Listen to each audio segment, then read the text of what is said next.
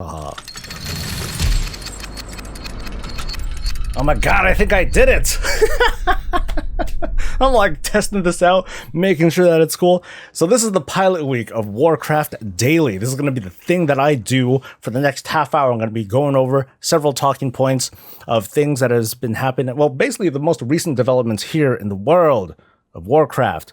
So I'm going to be talking smack about some of these things. I'm going to take maybe some questions if I can manage to. And then we're going to get right to the morning show over on twitch.tv/SoulSoulBreezy. So I encourage you folks to support the channel the best way you know how. And otherwise, keep watching and hanging out. So, let's see if I can give this shit going, right? So there are three major talking things I'm going to be going over today. One, I'm going to be going over threat. I'm going to be going over the Speaker comic. I believe it's called The Speaker, the comic that's going to cover Magni Bronzebeard, as well as the latest change to the global cooldown debacle / drama sort of thing. So one of the latest things that had come out just recently is, and let me try to get this thing to pop up, and it's not, is that there has been a big change to... Come on, sucker. A big change to... where's my window thing? Threat. Alright, so... Threat generation has been nerfed for tanks in the battle for Azeroth, and I went over this article really quick, and basically what's going on at the moment is that threat right now in Legion is, I want to say it's out of control, but it is very easy to manage. It's ridiculously easy to manage. It takes threat is pretty much only a tank thing. It's really something that is only a worry between different tanks. So for example, if you have a very geared tank and a very not geared tank, you're going to find that the not geared tank is going to very much struggle to hold threat against the actual tank. The actual tank. That's so mean of me. But when it comes to holding threat against the healers and the DPS, it's relatively easy. Once you get that initial pull and you use your taunt, you get that increased threat generation. And on top of that, with your artifact weapon and the increased power that you get from that, you don't have a whole lot of trouble holding threat at all. So that's going to have a big change in the Battle for Azeroth expansion, where the threat generation may be nerfed by up to like 80% or so, something crazy like that. So what this means is that with regard, at least in my opinion, with regards to really big bursty periods of DPS, and I'm mostly talking about Mythic Plus dungeons, you're going to find that threat is going to be much tougher. So think of it like skittish. I believe that's the mythic affix where your threat decays or you do less threat. Something like that. Basically, it's a little bit harder to hold threat. So think of having that effects all the time, every time in raids and dungeons and Mythic Plus, which it's going to be even worse if you're going to have those same kinds of affixes. And especially because of the nature of Mythic Plus, we may find that tanks are going to struggle a little bit. Let's see, near screen live. Okay, cool. So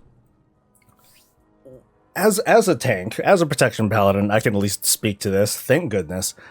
I don't think it's going to be that big of a deal. I think that with regards to tanking and holding threats, it never was that huge of a deal, especially because there are different kinds of toolkits that are available between the tanks and the healers and the DPS that will let them do a little bit less threat generation. And in the Battle for Azeroth, I'm not going to have it on screen, unfortunately. There are different kinds of enchants and other little tools and tricks that will allow DPS to pull a little bit less threat. So that way it is a little bit easier for tanks to hold on to threat in case of these really big bursty periods of damage, such as when you're throwing a Bloodlust, or if you're doing like some crazy Mythic Plus pull and there's more targets than you can handle.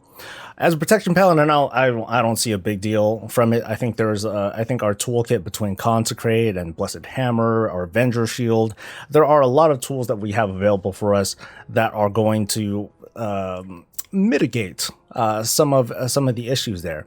For single target threat, I don't see an issue for any tank at all. I think that between taunt swapping as well as just the raw output that tank threat is still able to pull, which is, at least according to this WoWhead article, is going to be, let's see, from 10 times more threat than DPS, it's going to be about 4 times the threat. I don't think it's going to be a huge deal. I think that we're going to be, for the most part, fine. When it comes to AoE, though, it's really going to depend on the other tanks, and I don't have a great grasp of all the other tank abilities between all the other classes, whether or not that's going to be a big deal or not. But I'm going to at least remain pretty optimistic about it. I think on the short term, though, there's going to just be a lot of bitching. There's going to be a lot of armchair developers mouthing off, and such as myself, as well as a little bit of number crunching to kind of simulate, hey, you know, this is where we might have an issue on this particular type of encounter or this particular kind of pull. But it's really going to depend in the end. Once things do go live, we're obviously going to get a much better sample of how it's going to feel. And at least from some of the beta test, at least from the forum threads that I've been seeing on the beta test, it still seems like it's going to be kind of an issue for DPS that are just used to just going balls out, just take it right to the hill, like right from the get-go, without any consideration. Keep in mind that this did used to be like a kind of tank thing back in the day, where folks who might not be super familiar with Classic or VC WoW, you had to wait for like 5 sunders from a warrior before you can start doing damage. And that it kind of doesn't feel good from a DPS standpoint, and that I totally get. I can totally get when you hit that pull timer 3, 2, 1. The expectation there is I'm going to pop my potion, I'm going to pop all my cooldowns, and boom, I'll be good to go. In this case, though, not so much, because you might need to wait a couple of seconds. And there are things to compound from that. Not only might you have to wait for a couple seconds for your tank to get adequate threat, you might have to wait a couple more seconds because of the global cooldown changes, which I'm going to get into just a little bit more in a few minutes. So I can see that feeling a little bit awkward for players because of the change, because it was one way before, then it was this way, and now it's kind of going back. What's up, Gunner? Good to see you, man. Let me read some stuff from the chat here. Super J-Man says that Paladins have the best AoE threat generation as they have Consecrate and Captain America Shield. Warriors have Cleave and Thunderclap. Revenge 2, I believe. Like I said, I'm not too familiar with some of their skills, but they do have abilities. Everyone's got a couple of tricks in order to get some snap threat. Can't snap my fingers very well, but oh well. There are different tools that the tanks have. When it comes to sustained threat, though, I don't think sustained threat across the board with regards to AoE damage, it's not as good as sustained AoE damage from DPS classes. So there might be some issues there. Of course, this goes back to some fundamentals such as marking your targets or prioritizing a single target for at least a couple of seconds before you open up your AoE. So in a way, it kind of promotes strategy. You can twist that around too and say, well, it's slowing down the game, Blizz. It's making subscriptions longer because it's taking longer for fights to complete and some other stuff like that, which I think is never a great argument. Minori asks, does this mean that there's going to be more of a balance away from tank DPS since the threat change originally created that focus in the first place? Let me read that again. Does this mean that there's going to be more of a balance away from tank DPS since the threat change originally created that? Kind of. At least from my observations in the alpha and the beta so far, tank damage just doesn't seem all that great. But we also have to consider there was a big stat squish. The gear that we have at the moment totally sucks right now. The Azeroth traits that we have available for us aren't super impressive right now. And I'm going to have an upcoming video today where I go over some of those protection paladin changes as well as the Azerite traits, because there are quite a few traits. I'm not even going to mention all of them because there's so many of them. I'm just going over some of the exclusive paladin-esque traits. So we'll just have to see about that. But of course, I'm interested to hear what you folks think. Leave a comment. You could either chat here and I can answer a quick question about it, or share your thoughts. Or if you want to leave a comment below, I'll be able to take some of those comments and push them over to Friday's Weekly, and then I'll address some of that other stuff at a later time. So this is how I'm trying to do stuff. Whew. That has me pretty talkative, huh? Anyway, moving on to the next segment. Let's go on to let me just go to the related topic instead. How there are several global cooldown changes that went down in the last build, and these are positive changes. Let me go to where they are. Here we go. The latest changes made basically bloodlusts, time warps, those kinds of things. They're being taken off of the global cooldown. Yay! So it's gonna feel a little bit easier for that whole ramp up when the pull timer goes and when it's time to get down to business. There's still going to be those couple seconds for certain classes and specs. There's still have to worry about that 1.5 second global cooldown, or whatever the heck second global cooldown it is now, because that's been changing from build to build. So it's nice that we're seeing a walk back from the original implementation, and that's design, right? That's the way I see it. In this case, when Blizzard was trying their experiment with something, they're like, "Hey, cool, let's do this. Boom, let's go ahead and apply the global cooldown to like everything." And then from there, they observe, look at data, get a look and feel, and from there make adjustments. It would be it's responsible to, in my opinion, it's responsible to get the player feedback from that, even if a lot of the pushback is obviously going to be negative. They knew that coming in. They've been, and clearly they've been observing and reading stuff and discussing amongst themselves internally whether or not some of these implementations are right, and making adjustments as they go. So I'm really glad that that's being walked back, because it kind of wasn't fair for those certain kinds of classes. And help correct me if I'm wrong, folks at home. Whether or not hunters, Ancient Hysteria, was that like a pet skill, or I think that was a pet skill, so that didn't really apply for them, right? The whole global cooldown thing. It just applied to mages and shaman, which wasn't really fair, because they had an extra thing to do. It was for the sake of the team, and it was very impactful, but it was one extra thing that they had to do that no one else had to do, and it's like, oh man, that kind of sucks. But yeah, Madsen, just to reiterate, bloodlusts, yeah, that's being taken off of the global cooldown. Let's see, who cares about ad shoutouts? We get to participate live. Yes, Bohemia, yes, this is going, I believe, let me break for a little bit. Yeah, thankfully, like, the chat's going to be visible. I'll be able to interact with you folks as I'm doing some of this new stuff and answer some questions and get some reactions from you. And all the Gnome is happy to hear this. Super J-Man, yes, it's a Core Hound ability, Beastmaster only, as they are exotic. But just to double check, is Ancient Hysteria on or off of the global cooldown? I believe it is. I believe it's off, because they're not. Because if it was on the global cooldown, then I would be pretty pissed. I'm like, wow, hunters are being singled out like that, huh? Like little chumps and all. But thankfully, it looks like they are going to be just fine. Mad Dog, what's up, dude? It's off in Legion Live. Okay, so it is off. But yeah, it's good to see you. It's good to see you, Mad Dog. Do I remember BC rep grinds? Oof. What does that have to do? Well, I do remember BC rep grinds. Aldorks, Scry Babies, etc., etc. Gunnar says that, to be honest, it was probably expected by Blizzard that they would put most abilities off of the global cooldown. They only added so many abilities so they could take off the abilities that didn't work with the global cooldown. And I agree. This is a design thing. People that don't watch the news, who don't keep track of MMO Champion and WoWhead and look at the daily things that are what shucks. Let me go to this. I think if we go down, you can see like an entire list of things that are on or off of the global cooldown.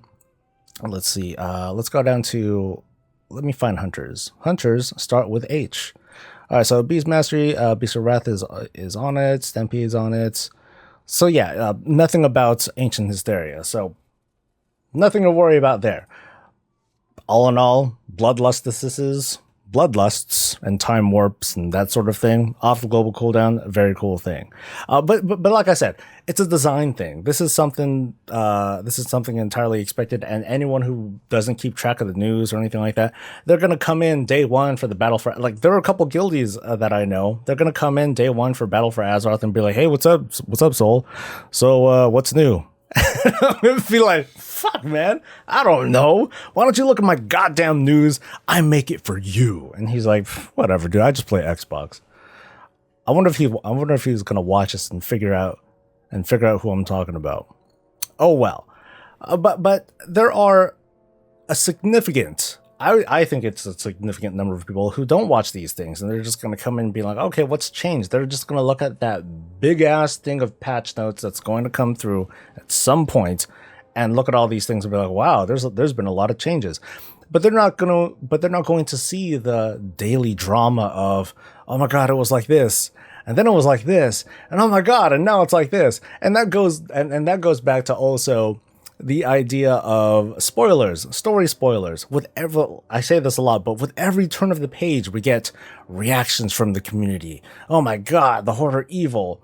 And then the page turns. Okay, they're not so evil, but they're still evil. And then the page turns again and again and again. And it can get pretty exhausting for some people. So I can totally understand why people don't want to get spoiled by these certain things, as well as when it comes to the weekly changes that are happening in the alpha and well, now the beta. These different changes that are coming to the abilities and skills and the classes that might not feel good or might feel good, and then it sucks. Some people just want to avoid that whole roller coaster of of emotion. It could be a big bitch. Minori says that, but I definitely think that it's just the design standard. Close the floodgates and let more and more through as it feels comfortable or uncomfortable. I totally agree. That's design. As a former tester of many different kinds of video games, I see the iterations of games as they come in. Most of the time, the games that I tested, they would be relatively finished, but sometimes I would get very early builds, and I would start and we as a team, we would start to see the game start to build, and we start to see things come together, and we'd be like, oh, okay, so this is the intention here, or hey, you know what, this was totally like broken, but now we're seeing some changes to these things, and we try to understand what's going on in the designer's head. So in this case with Blizzard, it's rough because they're kind of sort of working with the public as well. Getting them as testers and getting some general feedback, and it's a very unique position that Blizzard puts themselves in with having these public tests, as well as making them available relatively open and public. Folks like me can talk about like the weekly and daily sort of things, react to them, and possibly stir some emotions in part of people. That's a big burden. That's a very, very heavy burden for Blizzard to take on, and it totally puts the crosshairs on them, even when it might not entirely be fair. I don't defend Ian Hazzikostas for the kinds of decisions that he makes, or the nuance of his words, or if he tends to come off in a less than positive light, but at the same, mostly because he signed up for it. You sign up for that sort of thing, you subject yourself to that sort of scrutiny, and I'm the same way. By putting myself up on camera or up on stream, I subject myself to the same sort of criticism and scrutiny. So I have no compassion for them, but at the same time, I understand that they got a job to do, and sometimes they got to say things that they don't really want to say, or they announce things that they don't necessarily agree with. But that's just how it goes. Let me read some of these other things before I go on, because I only have about 5 or 10 more minutes. Congrats to you, Madsen. Minori followed up by saying that's how you get more of a conservative change, which is what they're wanting from the global cooldown changes. And yeah, I do agree. Me myself says that oftentimes Blizzard will just try changes just to try. They don't have the intention of keeping it like they are unless they and we are very pleasantly surprised. I don't know. I think that a lot of the times we're not, I wouldn't say we're pleasantly surprised some of the time. I think we're more relieved because of a change or a revision, or they revert some sort of change. Shin says, I think they did a similar thing like they did in the difficulty of raids and dungeons in the alpha and beta. So they cranked up the global cooldown changes and put everything on the global cooldown to see how players deal with it.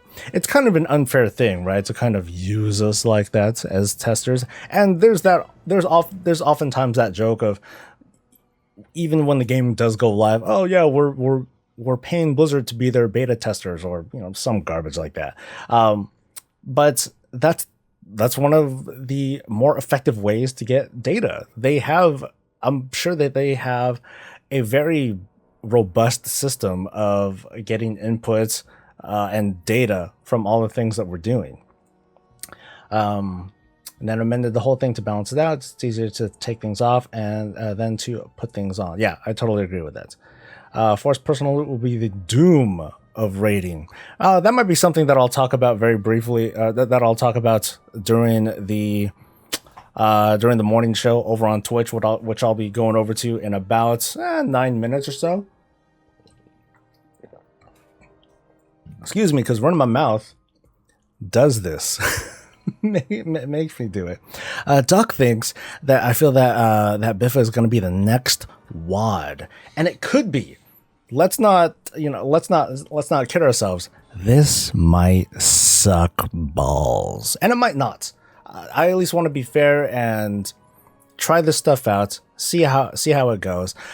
And even then, your sentiment, which I'm not going to disagree with. If you feel that way, you feel that way. But I think that when it comes to, hey, it's going to be the next WoD, how is that defined? It's defined a little bit differently from player to player. For a lot of people, WoD was defined by garrisons. It was defined by the state of PvP at the time. It was defined by the kind of raid style there was. It was defined by the lack of raids, by the lack of world content. There's so many different ways to describe it, which I'm not going to fight anyone on. You have your critique, you have your gripe. Cool, you have your gripe. That's and that's totally fine. Me myself though says, well, yeah, I was being positive. Morning shows could be a positive experience. It could be a positive experience. So I hope we will get legacy loot mode. WoD has a lack of everything, says Lori. I guess I'll touch on personal loot really quick. I still don't like it, but I still wonder to myself, who is this going to affect the most? Because we think about the raiding population and how that is a certain element of players. It may not be a large amount of players, but it is a very prominent one, and prominent and visible. Because raiders are the ones who talk a lot, who tend to give their feedback out loud in videos and forums and other such things. Excuse me. So it's fair when we get those sorts of critiques from players who represent their portion of the raiding community. Let me get that thing out of here. So it's and like I said, I've shared my thoughts that forced personal loot kind of sucks, but at the same time, I didn't even quite think about it very much, maybe because I don't participate in every bit of content that WoW has to offer. But Ian was right with saying, well, everything else is personal loot when it comes to dungeons, when it comes to PvP and other such things. Personal loot is forced, personal loot is there, and for the most part, people have been okay with it. So I guess I'm at least interested to see how it goes this time around. If people are like, oh my god, this personal loot stuff, it's the shits, and I'm gonna quit because of it, and I'm never gonna come back, even if they change it back, because Blizzard lost my trust. I'm not gonna fight anyone on that. I just kind of disagree with it. It's damn, dude, let people let them give shit a try for a little bit. But that's it's up to the players, right? Guild rating is doom, says 21LR. I think guild rating is going to be fucking awesome still. I'm still fine. I still feel fine with for me, I'm just going to adapt. I've already talked about it with the team and how how much did we give a shit about having forced personal loot, and I described my grievance about it and where I think there's a big flaw with it, especially when it comes to when you're done with progression, you're just farming for alts, when you're farming for transmog, things like that. That's going to make things a little bit awkward. When it comes to progression, though, I don't really care too much. To me, it's not that big of a deal because, and I'm just speaking for me. I'm not speaking for you. I'm not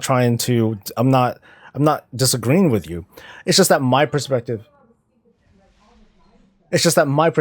Sorry, my perspective or my experience with my guild, it's not going to be that big of a deal, I don't think, when it comes to our kind of progression.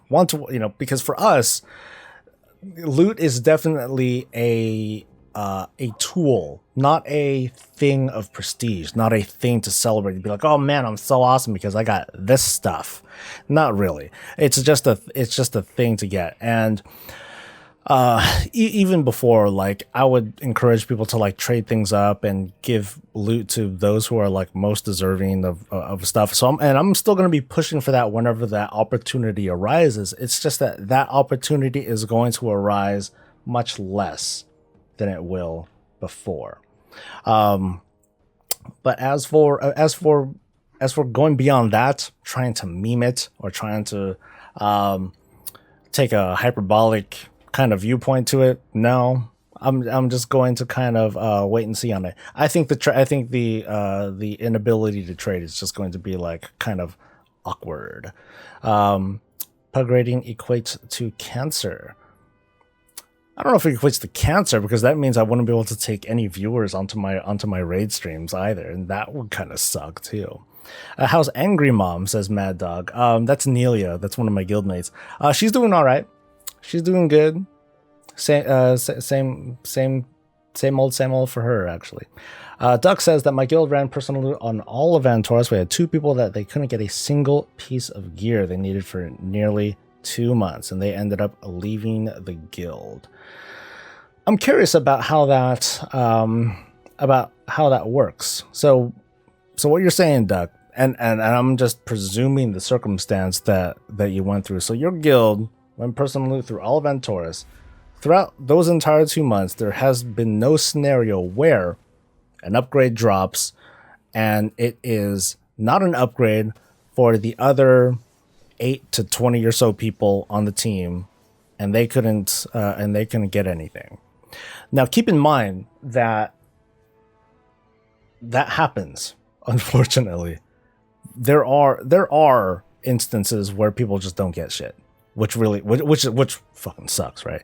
I think back to the days of classic WoW when only 2 pieces of gear, 3 pieces of gear would drop for a 40-man raid. Just a couple pieces, 40 people, and some of those pieces, for whatever reason, let's pretend that there are no holy pallies in that particular run, there's no holy paladins in that particular run, and holy pally gear happened to drop. Well, shit. that's a really crappy drop. If anything, the way that I see it, there has been more opportunities for gear to drop than there ever has been, which I kind of don't like, to be honest. But there's been more opportunities for gear to drop. So for your team, for those 2 people to get nothing, I'm not going to say you're wrong or that you're lying or that you're embellishing. I just think that really sucks. That really sucks. So I can understand them feeling so butthurt that they just like leave the guild and go off to do other things. The thing is, though, because if there is going to be no option other than personal loot, if that was a thing right now, then your guildies probably wouldn't go anywhere because, well, that's the only scenario that exists now. So there's that to consider as well. it's still something that I'm not very happy with, because I do still think that guilds should have agency to choose whatever the hell they want. But that's just kind of how it goes. Jeremiah, what's up, dude? And I want to give one last shout out to everyone who joined me for this very first pilot episode of Warcraft Daily. So the plan is I'm going to take this thing, I'm going to cut it just a little bit. I'm going to cut out the beginning parts of it, and then publish that a little bit later today, probably after the morning show, which is going to go on over on twitch.tv just in a little bit. So you go raise a person to lose, and they work fine. That's cool. So anyway, I encourage you strongly to join me over on twitch.tv/SoulSoBreezy if you would be so kind. That's where I'm going to do a looser show, the show that you guys and girls are more used to, where I'm just talking smack. I got music playing. We're just chilling. I'm more than free to talk about spoilers and other such things. I didn't get a chance to talk about the whole Magni thing, but for all we know, we might get that Magni comic to release today. So I'll be able to talk about that. I'll be able to talk about that a little bit tomorrow. So I encourage everyone, if you had any questions or anything, to leave it in a comment below, so that way I can read it later, and then I'll be able to answer those in Friday's weekly. Otherwise, this was fun.